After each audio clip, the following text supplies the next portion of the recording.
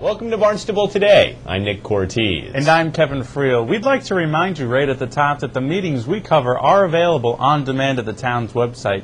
You can log on at www.town.barnstable.ma.us. The Comprehensive Financial Advisory Subcommittee, charged with coming up with a more equitable plan to pay for sewer expansion in town, on Monday held a public hearing to give residents a chance to float some ideas of their own.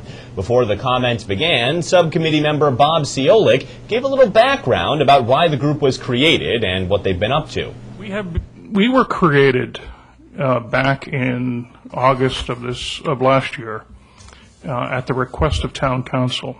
The three of us are members of the CFAC, the Finance Committee for the town, and we were asked to serve as a subcommittee to CFAC for the express purpose of attempting to recommend to the town administration and the town council the best funding mechanism for the sizable clean water protection capital program envisioned by the town administration and the town council. We have been meeting frequently since August to both get up to speed and to begin to analyze the various funding options that are available to the town of Barnstable. The phase that we're currently in and will be wrapping up relatively quickly is the phase that we call fact-finding. It's rather important, as you might imagine, for us to not only read the reports that have been done, but to talk to some of the brightest minds in terms of trying to understand what other communities have done and what this community could do in terms of looking at not only at betterment assessments, but all of the other available funding arrows that are in the town's quiver. After the introduction, it was the public's turn to share their ideas on sewer financing. In this next package, residents Tina Carey and Al McIntyre make their proposals. Okay, I'm here to present you, I'm sure you've already heard it, with the toilet tax for the town of Barnstable. It would be a $50 per charge per toilet throughout the town. Every business, every resident would pay the tax. It would be easy to enforce because the assessor's office already has a list on their cards of how many bathrooms are in every property. The money would go to the Department of Public Works, and it would be used to put sewer pipe in the ground, in the streets. It's the infrastructure. People would then be given the choice of hooking up to town sewer. If they have a past Title V system, they'd be able to keep their system for its useful life as long as they could prove it was passed. There are people who are dying for sewers. They have failed systems, they have old systems, they don't know what to do, they can't wait to get town sewers. There are other people who've put in new septic systems who are giving, from what I've heard, a 5-year reprieve.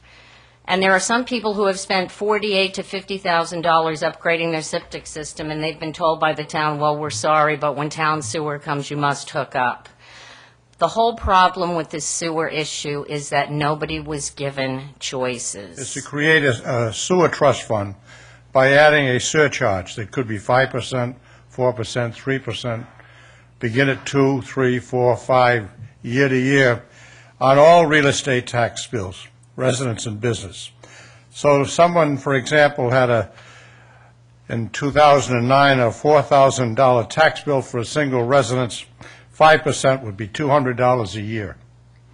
And that would go into a sewer trust fund, a non-violent fund that could not be invaded by any other need for finances in the town.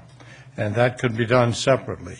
It can be funded originally by the trust by going into the bond market, where you can now get tremendous interest rates for bonds, and you could go to a $5 million issue of bonds and begin the construction immediately and put it on a pay-as-you-go fund, so that we'll create a financial plan that will extend over a 15, 20, 25-year period that will match the construction plan. Right now we have a construction plan, but we don't have a parallel financial plan. And it should be on a pay-as-you-go basis.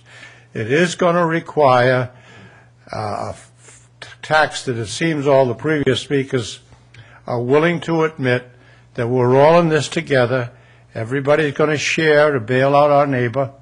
If we don't do it, the courts or the legislature is probably going to do it for us. The specific suggestions were different, but most of the speakers supported sharing the costs townwide. However, sewering isn't the only option available to improve water quality, according to Three Bays Preservation Executive Director Lindsay Council. Here, he uses the example of Three Bays' work on Rushy Marsh Pond in Cotuit to illustrate his point. Good evening. Lindsay Council from Centerville. I just wanted to throw out there that there are alternatives that need to be considered to conventional sewering. Okay. I've been involved through my work at Three Bays Preservation over the last several years looking at what's called natural attenuation. Some of you who were at the CAC meeting earlier may have heard that brought up by Brian Dudley of the DEP. It's one of the tools that's available to attenuate nitrogen that's inputting into our groundwater and freshwater bodies. Those of you who are familiar with that concept, it basically uses natural processes to absorb nitrogen in a natural system. And we have a number of projects here in Barnstable that we have worked on directly that can solve those types of problems. One being, in the case of the mill pond in Marston's Mills, it has been projected through studies that we've done with the Mass Estuaries Project that we could regain another 10 or 15% of the nitrogen assimilation that's possible in that small pond, which is only about 4 acres, if that was dredged.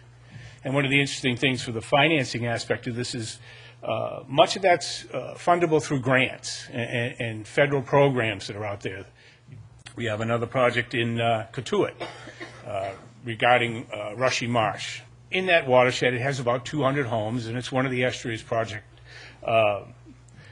embayments that was studied. And the proposal there is to actually reconnect that to the ocean. We did a number of years study on the beachfront there, and it's feasible to reconnect that to Nantucket Sound.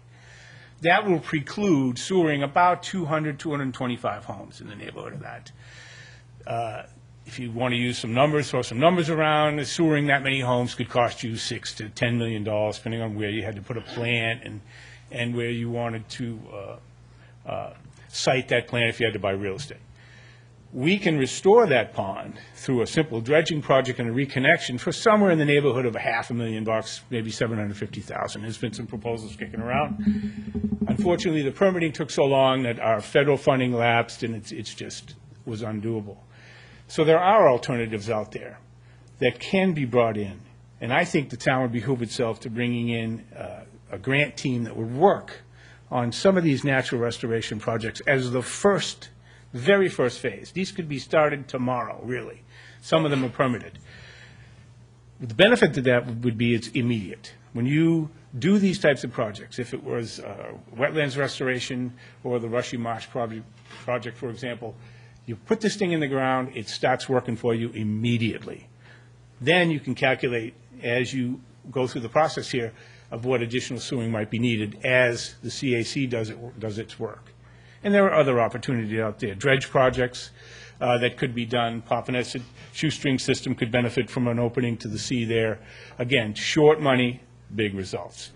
The Comprehensive Financial Advisory Committee subcommittee hopes to produce a draft sewer financing plan by March or April. Board and committee meetings are finished for the week, so all that's left is to say so long. For Kevin Friel, I'm Nick Cortese. We'll see you next time on Barnstable Today.